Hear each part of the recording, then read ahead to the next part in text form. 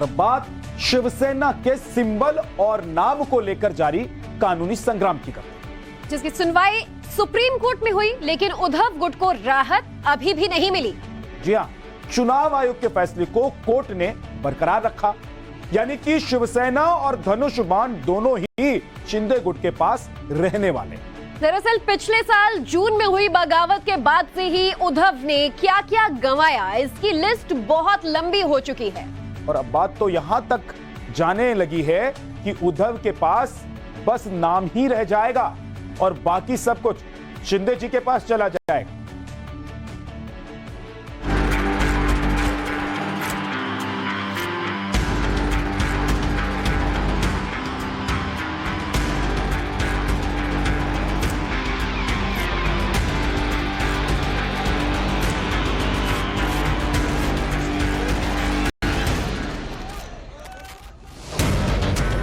पहले सत्ता गंवाई, फिर पार्टी का नाम और निशान गंवा दिया।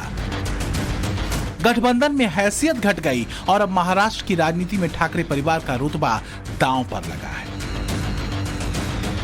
शिवसेना के नाम और निशान को लेकर उम्मीद सुप्रीम कोर्ट में होने वाली सुनवाई से थी, लेकिन सुप्रीम कोर्ट ने चुनाव आयोग के फैसले पर रोक तो नहीं लगाई, लेकिन ये स्पष्ट किया कि फिलहाल शिंदे गुट के पास ही शिवसेना का नाम और सिंबल रहेगा और उद्धव गुट अस्थायी नाम और चुनाव चिन्ह मशाल का इस्तेमाल जारी रख सकता है।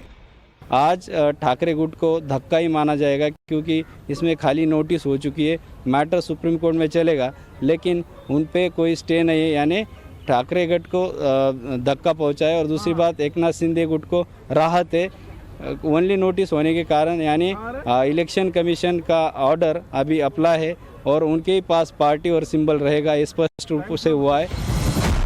बुधवार को ही सुप्रीम कोर्ट पर पक्ष और विपक्ष के अपने अपने दावे भी सामने आए। शिंदे गुट के साथ सरकार चला रही बीजेपी ने इसे उद्धव को मिला ईश्वरीय दंड बता दिया, तो वहीं उद्धव गुट इसे खुद के लिए बड़ी राहत बता रहा है। यह श्रीमान महाराष्ट्र के मुख्यमंत्री एकनाथ शिंदे जी और उनके साथियों की बहुत बड़ी जीत है।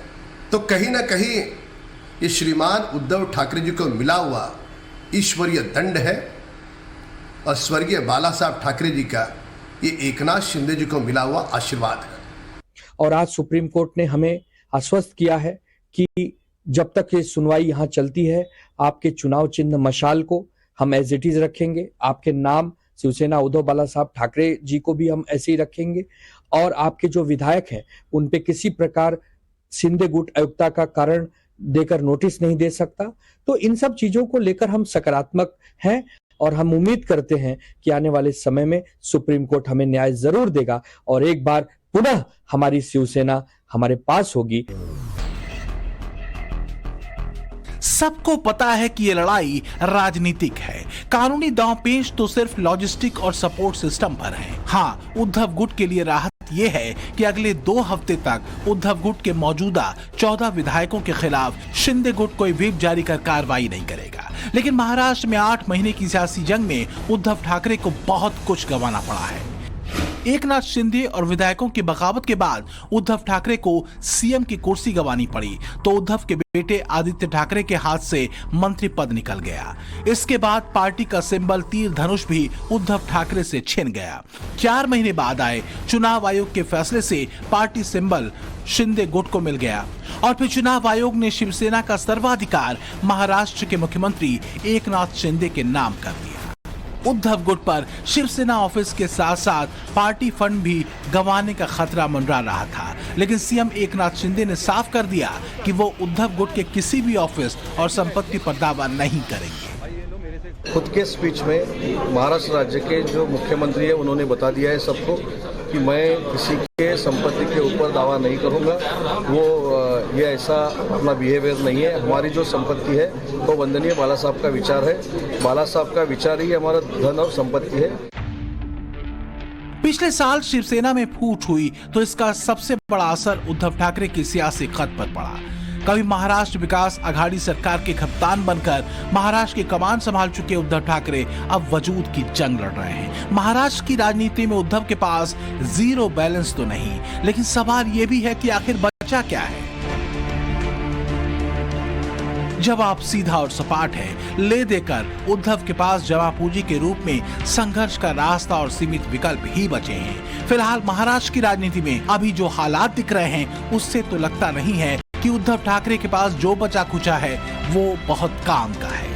वैसे भी उद्धव ठाकरे के पास जो कुछ अभी बचा हुआ लग रहा है, जरूरी नहीं कि वो लंबे समय तक ऐसा ही रहे।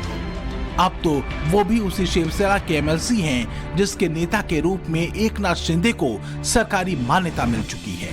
2 हफ्ते बाद इस पर भी तस्वीर साफ हो जाएगी, इसलिए सियासी गलियारे में तो यहाँ तक दावा किया जा रहा है कि उद्धव ठाकरे के पास बस नाम ही रह जाएगा।